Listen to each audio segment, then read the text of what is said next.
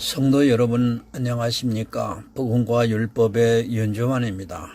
오늘은 165번째 시간으로 평안히 묘실로 들어가게 하리니 라고 하는 말씀을 가지고 여러분들에게 전하고자 합니다. 구약성경 역대하 34장 28절을 보겠습니다.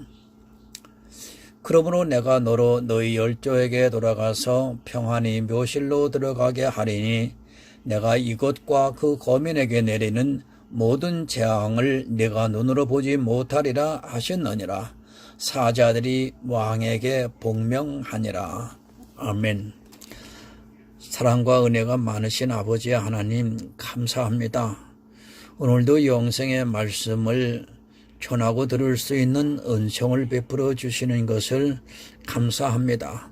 이 시간에는 특별히 하나님을 잘 섬겼던 요시야 왕에 대해서 그의 마지막 종말에 대해서 말씀을 전하고자 합니다. 그는 하나님을 잘 섬기는 왕임에도 불구하고 전쟁에서 활을 맞고 죽습니다. 육적 고통을 당한 왕이었습니다. 그러나 하나님께서는 성경을 통해서 평안을 말씀하고 있습니다. 성경은 영적인 평안함을 말하고 있다고 하는 사실을 오늘 저를 전하고자 합니다. 그 영혼이 평안히 주님 품으로 돌아갔다는 이 교훈의 말씀은 믿음의 결과인 것으로 종교를 짓습니다. 하나님 구약의 말씀을 보면서 영적으로 잘 깨달아 알아감으로 인하여 우리 모두가 영의 사람이 되기를 간절히 구합니다.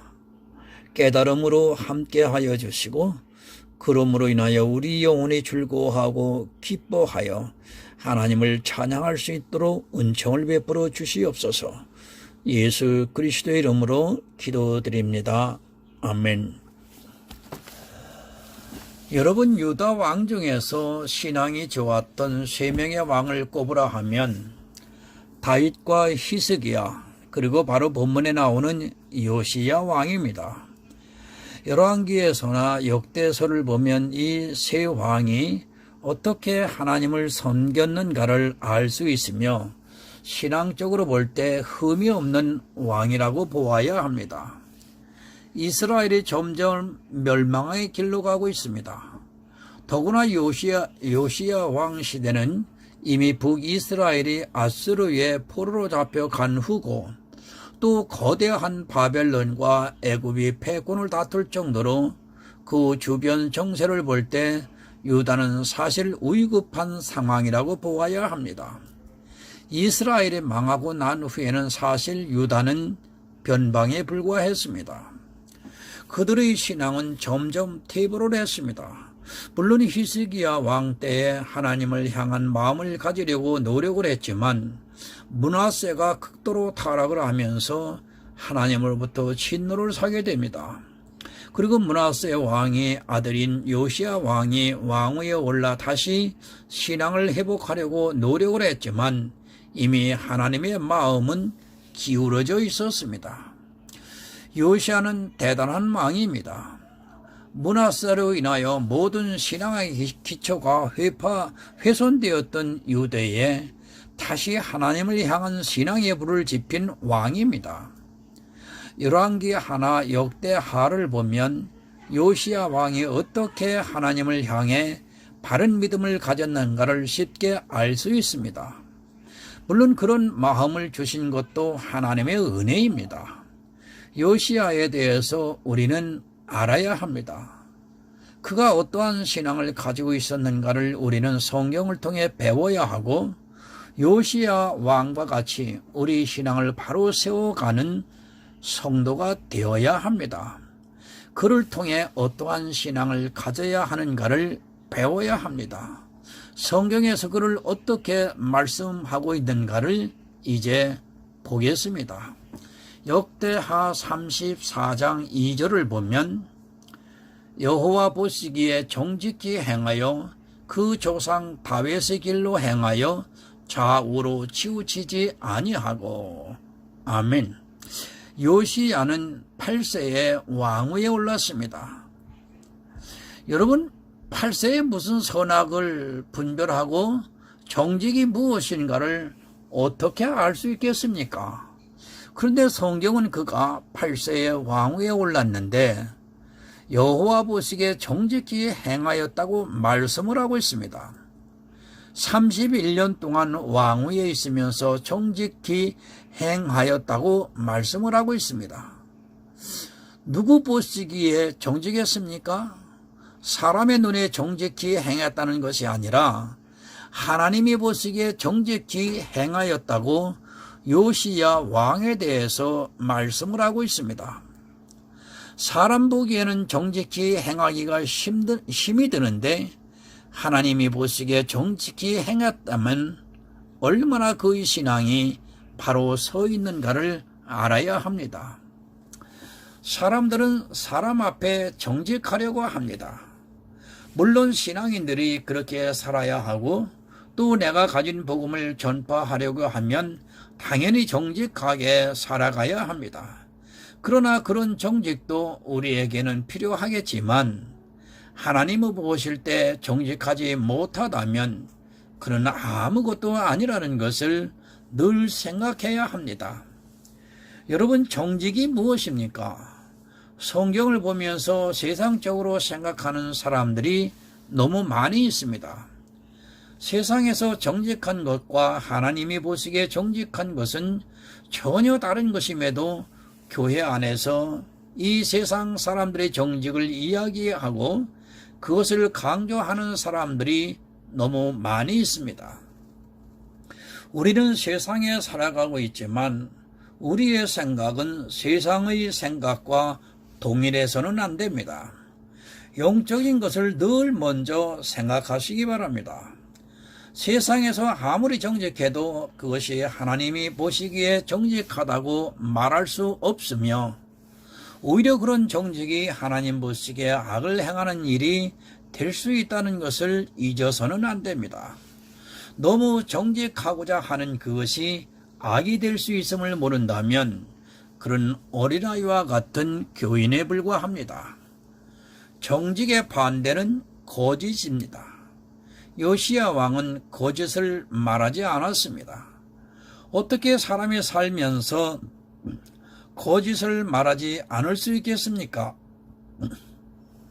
그러나 이 세상에는 하나님이 보시기에 거짓을 말하지 않고 사는 성도들이 분명히 있다는 것을 알아야 합니다. 나도 요시야 왕처럼 정직하게 살아갈 수 있습니다. 그것은 어려운 것이 아닌데도 사람들이 몰라서 하나님 보시기에 정직하지를 못합니다. 요한일서 5장 10절을 한번 보겠습니다. 하나님의 아들을 믿는 자는 자기 안에 증거가 있고 하나님을 믿지 아니하는 자는 하나님을 거짓말하는 자로 만드나니 이는 하나님께서 그 아들에 관하여 증거하신 증거를 믿지 아니하였음이라. 성도는 하나님의 아들을 믿습니다. 그를 누구로 믿느냐 하면 자기 백성을 저희 죄에서 구원할 그리스도로 믿는 것입니다. 그것이 성도의 안에는 증거가 되고 있어 늘 예수 그리스도만을 나타내려고 합니다. 그런데 온전히 믿지를 못합니다. 교회에 들어와 있으면서도 예수를 믿는다 하면서도 예수 그리스도께서 십자가로 이루신 구속의 은혜를 온전히 받아들이지를 못하고 아직도 옛 구습을 쫓아 행하고 있는 사람들이 많이 있습니다. 아직도 구약의 행위를 따라 있는 사람들은 예수 그리스도의 십자가를 거절하고 있는 것입니다. 믿지를 못합니다. 믿지를 못하는 것은 하나님께서 이 세상에 예수 그리스도를 보내주신 것을 믿지 못하는 것은 하나님을 거짓말하는 자로 만드는 일입니다. 예수 하나면 족한데도 아직도 무엇이 그리도 부족한지 하나님을 거짓말하는 자로 만드는 사람들이 교회 안에 참 많이 있습니다. 그 아들을 보내주신 목적이 여러분 무엇입니까? 하나님이 세상을 이처럼 사랑하사 독생자를 주셨으니 이는 저를 믿는 자마다 영생을 얻게 하려 하심이라고 분명하게 말씀을 하고 있습니다. 그러나 저를 믿으려 하기보다는 행위를 어떻게 하면 잘할까 고민을 하고 그것에 집착을 하고 있습니다. 내 스스로 잘해서 구원을 받으려고 하는 것은 하나님을 거짓말을 하는 자로 만드는 일입니다. 여러분, 오직 예수면 됩니다. 그런데 예수로는 부족하다고 주장을 하면서 어떻게 믿어서만 구원을 받을 수 있느냐고 하는 것은 하나님을 거짓말로 만드는 악한 일이라는 것을 잊지 마시기 바랍니다. 그 아들에 대해서 증거하신 그 증거를 믿지 못하는 것이 바로 거짓말하는 자이며 정직하지 못한 사람입니다. 여러분, 하나님 보시기에 정직해야 합니다. 그 정직은 내가 무엇을 행해서 정직하다고 인정을 받는 것이 아니라 그 아들에 관하여 성경에 기록한 말씀을 믿는 그 사람을 하나님께서는 정직하다고 말씀을 하고 있습니다. 그러나 이 정직하다는 인정을 받기보다는 사람들로부터 받는 정직하다는 이야기를 듣고 싶어 합니다. 여러분, 하나님은 영이십니다. 우리와 같이 육을 가진 인생이 아니라는 것을 기억하시고 내 영혼이 정직해야 정직하다는 말씀을 들을 수 있습니다. 만물보다 더 부패한 우리 마음이 정직해질 수 있는 것이 아니라 성령이 우리 가운데 임재하셔서 내가 하나님의 아들 예수 그리스도를 믿을 때 정직하다고 칭찬을 받을 수 있다는 말씀입니다. 여러분, 요시야 왕은 이렇게 정직했습니다. 그가 어떤 행위를 한 것도 물론 있겠지만 그가 하나님의 아들 예수를 믿는 증거가 그 안에 없었다면 그는 하나님으로부터 정직하다는 말을 들을 수 없었을 것입니다. 그가 어떤 행위를 했다 해도 공자와 같이 살았다 해도 그는 하나님 보시기에 정직할 수 없습니다. 하지만 요시야 왕은 자기 안에 예수 그리스도를 믿는 증거가 있었기에 하나님으로부터 정직하다고 말씀을 들었습니다. 여러분, 그런 성도가 되시기 바랍니다. 세상 사람들이 볼 때는 우리는 할 수 있다면 최선을 다해서 정직하게 살아야 하겠지만 무엇보다도 하나님께서 나를 정직하게 보시지 않는다면 그는 결국 멸망하는 짐승과 조금도 다르지 않습니다. 하나님 보시기에 정직히 행하시기를 정말 부탁드립니다. 그리고 그는 다윗의 길로 행하여 좌로나 우로나 치우치지 않았습니다. 여러분, 다윗의 어떤 길을 걸었습니까? 그의 행위의 길은 밧세바와 간음을 하고 그것도 모자라서 그녀의 남편이며 자기의 충성스러운 신하 우리아를 전쟁에서 죽게 만들었습니다. 뿐만 아니라 그가 죽을 때 솔로몬에게 자기 정적들을 다 죽이라고 유언을 하는 것을 볼 수 있습니다. 여러분, 다윗도 사람입니다. 그의 행위나 내 행위나 별로 다르지 않다는 것을 알아야 하고 그런 그의 길을 따라가려고 하는 것은 어리석은 일입니다. 물론 다윗이 잘한 일도 있습니다. 그러나 그도 인생이기에 잘한 것보다는 잘못한 행위들이 더 많다는 것을 알아야 합니다. 참고로 잠언서 4장 26절과 27절을 보겠습니다. 네 발의 행한 첩경을 평탄케 하며 네 모든 길을 든든히 하라. 우편으로나 좌편으로나 치우치 말고 네 발을 악에서 떠나게 하라. 다윗의 길이 무엇인가를 여러분 알아야 합니다. 그는 예수 그리스도를 믿었습니다. 모든 산이 골짜기가 메워지는 오직 복음의 위에 서 있었다는 말씀입니다. 첩경이 무엇이냐 하면 지름길을 첩경이라고 합니다. 하나님께서 바로 갈 수 있는 지름길은 바로 예수 그리스도입니다. 예수를 믿어서 가는 길이 가장 빠르고 편한 길입니다. 그런데 사람들이 이 길을 외면합니다. 예수를 믿는다 하면서도 이 길을 가기를 싫어하고 있고 오히려 자기의 행위를 통해 가려고 스스로 돌아가고 있는 것을 볼 수 있습니다. 예수만 믿으면 되는데 그것을 믿지를 못해서 아직도 돌고 돌아서 행위를 따라가고 있는 것을 보게 됩니다. 오직 믿음입니다. 다윗은 믿음을 가진 사람이며 그에 대해서 히브리서에서는 저희가 믿음으로 나라를 이기기도 하고 또 의를 행하기도 했다고 말씀을 하고 있습니다. 그는 믿음의 길을 간 사람입니다. 그러나 이 시대는 그 믿음의 길을 가려고 하기보다는 행위에 빠져 있어 믿음만 가지고는 안 된다고 주장을 하고 있습니다. 그는 말씀으로 든든히 서 있었습니다. 예수 그리스도의 말씀으로 든든히 서 있어서 좌로나 우로나 치우치지 않았습니다. 좌로나 우로나 치우치지 않아 악을 행하지 않았다고 말씀을 하고 있습니다. 여러분이 깨달아야 하는 것이 있습니다. 마치 이것이 율법을 잘 지키는 것으로 오해를 하지 마시기 바랍니다. 율법을 지키라고 주신 것이 아닙니다. 율법을 통해 죄를 깨닫게 해 주신 것이지 하나님께서 그 율법을 이스라엘에게 온전히 지키라고 주신 것이 아니라는 것을 먼저 기초에 두고 늘 말씀을 보아야 합니다. 그런 기초가 없으면 마치 율법을 지키는 것이 좌로나 우로나 치우치지 않는 것으로 크게 오해를 하게 됩니다. 여러분, 율법을 지키면 뭐합니까? 그것을 흠없이 지킨 이스라엘을 통해 악이 나타났다는 것을 우리는 잊어서는 안 됩니다. 또 이스라엘이 자기들이 원해서 지키겠다고 한 율법을 마치 이 시대 성도들이 지켜야 한다고 생각을 해서는 절대 안 됩니다.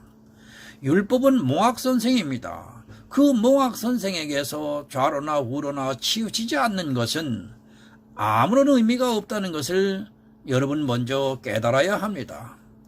오히려 그것은 악입니다.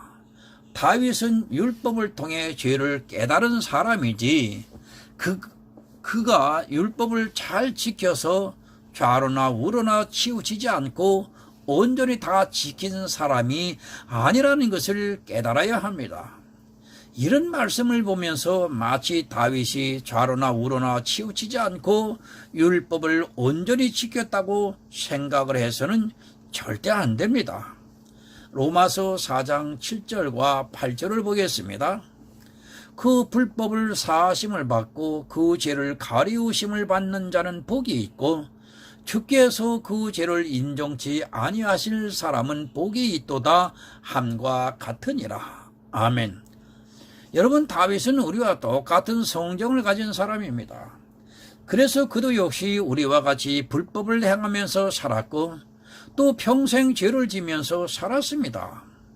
그렇게 생각하는 사람이 있습니다. 다윗이 밧세바와 죄 말고는 죄를 안 진 것으로 오해를 하는 사람들이 많이 있습니다. 그러나 사람은 사는 그 자체가 죄라는 것을 알아야 하며 다윗도 역시 그 죄에서 벗어날 수 없는 똑같은 인생입니다. 여러분, 내가 1만 달란트의 빚을 졌습니까? 그럼 역시 다윗도 1만 달란트의 빚을 진 사람이며 이 세상 어느 누구도 그 빚에서 벗어날 수 없습니다. 그래서 시편에서는 죄의 경종을 저울에 달아보니 입김보다 경하다고 말씀을 하고 있습니다. 역시 다윗도 나와 같은 죄인이며 죽을 때까지 죄를 지면서 살았습니다. 악에서 떠나려고 믿음을 지켰습니다. 사람이 악을 안 저지르고 살 수 있다고 생각합니까? 만약 그렇게 생각하는 사람이 있다면 그는 복음을 모르는 어리석은 사람이며, 우리 인생은 모두가 다 악을 행하면서 살아가고 있고 죄에서 벗어날 수 없는 것 같이 악에서도 떠날 수 없다는 것을 깨달아야 합니다. 죄에서 또 악에서도 벗어날 수 없습니다. 그런 인생이지만 예수 그리스도가 안에 있는 자는 결코 정죄함을 받지 않았습니다. 왜 우리가 오직 예수를 믿어야 하느냐 하면, 내가 선을 행하고 의를 행하고 하는 그것이 도리어 원치 아니하는 바 악으로 나타나고 있기 때문에 예수가 아니고는 구원을 받을 수 있는 방법이 없습니다. 행위로는 죄로나 좌로나 우로나 치우칩니다. 그러나 다윗은 믿음을 가진 자로서 예수 그리스도 안에 있어서 결코 자기가 행위로 지은 악이나 죄에서 정죄함을 받지 않고 그 불법의 사함을 받고 죄에서 가리우심을 받은 은혜를 입은 행복자라고 스스로 고백을 하고 있습니다. 요시야 왕도 그런 사람이라고 지금 말씀을 하고 있습니다. 그가 다윗과 같이 역시 행위로는 의롭다함을 받을 수 없는 인생이지만 믿음으로써 다윗의 길에 치우치지 않았습니다. 그가 행위로 절기를 잘 지키고 우상을 폐하고 하는 그런 행위보다는 오직 예수를 믿음으로 자기가 은혜를 입고 있다는 것을 알고 있었다는 말씀입니다. 여러분, 요시야 왕은 물론 많은 일을 했습니다. 예루살렘에 있던 산당들과 아세라 상들과 아로 새긴 목상들을 모두 다 제하여 버리고 늘 사람들이 그래왔듯이 태양을 섬기기 위해 세워놓은 것들을 다 찍어버렸습니다. 또 그는 솔로몬 성전을 증축하는 데 게을리하지 않았습니다. 물론 보이는 우상과 성전들이지만 이 모든 것은 지금 우리 안에 보이지 않은 우상과 성전으로 자리하고 있다는 것을 여러분들은 알아야 합니다. 요시야 왕은 그런 보이는 것을 했지만 실제로 이 시대 우리가 가져야 하는 신앙이 무엇인가를 가르쳐주고 있습니다. 또 율법을 듣고 자기 죄를 깨달았습니다. 그는 자기 옷을 찢을 정도로 율법을 통해서 자기가 무엇을 잘못하고 있었는가를 깨닫고 하나님께서 이끄시는 그 길을 따라가기 위해 자기의 믿음을 지켰던 왕이기도 합니다. 열왕기서나 역대서를 보면 그가 한 모든 행위들이 기록이 되어 있습니다. 물론 그가 육적으로 행했지만 그것은 우리가 영적으로 깨달아야 하는 부분이기도 합니다. 오늘은 그것을 논하고자 말씀을 나누는 것이 아닙니다. 조금은 다른 차원에서 요시야 왕에 대해서 말씀을 나누기 때문에 그가 한 행위가 영적으로 무슨 의미가 있는가는 나중에 조금 더 자세하게 설명을 나눌 기회가 있을 것으로 생각합니다. 어찌되었든 그가 한 행위들을 행위로 볼 것이 아니라는 것은 여러분이 깊이 생각하고 그 행위의 의미를 찾아 그 안에서 예수 그리스도를 발견해야 합니다. 본문 28절을 보겠습니다. 그러므로 내가 너로 너희 열조에게 돌아가서 평안히 묘실로 들어가게 하리니 내가 이곳과 그 거민에게 내리는 모든 재앙을 내가 눈으로 보지 못하리라 하셨느니라. 사자들이 왕에게 복명하니라. 여러분, 율법을 듣고 옷을 찢었습니다. 그런 그에게 하나님께서는 이스라엘이 패망할 것을 예언을 하시면서 그에게는 그 재앙들을 보지 않고 너희 열조에게 돌아가서 평안히 묘실로 들어가리라고 말씀을 하고 있습니다. 여러분, 정말 얼마나 감사한 일입니까? 아마 모든 사람이 이런 축복의 말씀을 듣기를 원하고 하나님 앞에서 그렇게 되기를 소망할 것입니다. 하나님께서 이스라엘에게 내리는 재앙을 눈으로 보지 않고 평안히 열조에게로 돌아간다면 그것은 정말 축복입니다. 실제로 요시야 왕 때가 아니라 그 아들의 때에 바벨론에 의해서 예루살렘이 멸망을 당하게 되며 그 자손들이 모두 죽임을 당하거나 심지어는 눈이 뽑혀서 바벨론으로 끌려가게 됩니다. 평안히 죽기를 모두 소망합니다. 요즘 유머 중에 얼마나 건강하게 살다가 며칠만 앓다가 죽는다는 유머가 있습니다. 그렇게 될 수만 있다면 모두가 할 것입니다. 특히 기독교 안에는 종말론이 늘 있어 와서 요한계시록에 나오는 재앙을 혹시라도 자기가 당하지 않을까 고민하는 사람들이 참 많이 있습니다. 물론 이렇게 말씀을 전하는 저도 그렇게 제 개인의 종말을 맞이하는 것이 바람입니다. 여러분, 그러나 성경을 모르면 고민을 합니다. 그리고 그런 재앙들 속에서 자기가 견디지 못할까를 고민하게 되고 심지어는 자기들만의 처소를 예비해서 그것으로 피하면 재앙이 임할 때 피할 수 있다고 어리석은 생각을 하는 사람들이 참 많이 있습니다. 그런 생각을 하는 자체가 복음에 대해서 모르고 성경에 대해서 모르기 때문에 미리 겁을 먹고 근심을 하는 것입니다. 어느 왕은 자기 명을 살았습니다. 그러나 어느 왕은 적에게 포로가 되기도 하고 또 자기 백성들로부터 반역을 당해서 죽임을 당하기도 했습니다.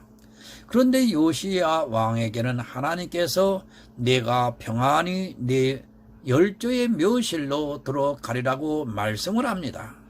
이 평안을 마치 육체의 평안으로 생각하고 있습니다. 아닙니다.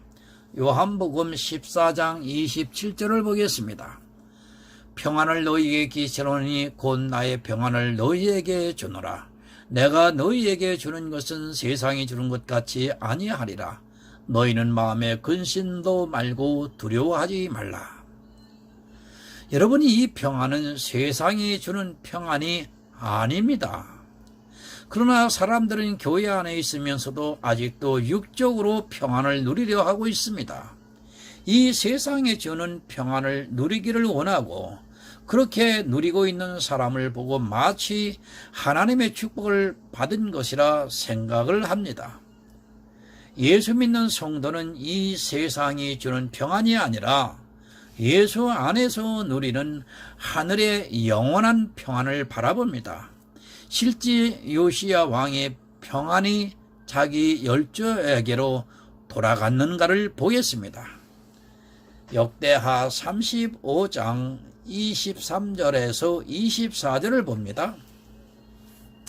활 쏘는 자가 요시야 왕을 쏜지라. 왕이 그 신덕에게 이르되 내가 중상하였으니 나를 도와 나가게 하라. 그 신복이 저를 병거에 내리게 하고 저희 복음 번개에 태워 예루살렘에 이른 후에 저가 죽으니 그 열조의 묘실에 장사하니라.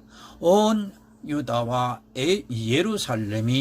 예루살렘 사람들이 이 요시야를 슬퍼하고. 여러분, 요시야 왕은 아까 기도에서도 제가 잠시 언급을 했습니다만 전쟁에서 적군의 화살을 맞고 죽었습니다. 평안히 늙어서 죽은 것이 아니라 치열한 전쟁에서, 그것도 자기와 아무 상관이 없는 전쟁에서 괜히 나섰다가 결국 죽임을 당하고 말았습니다.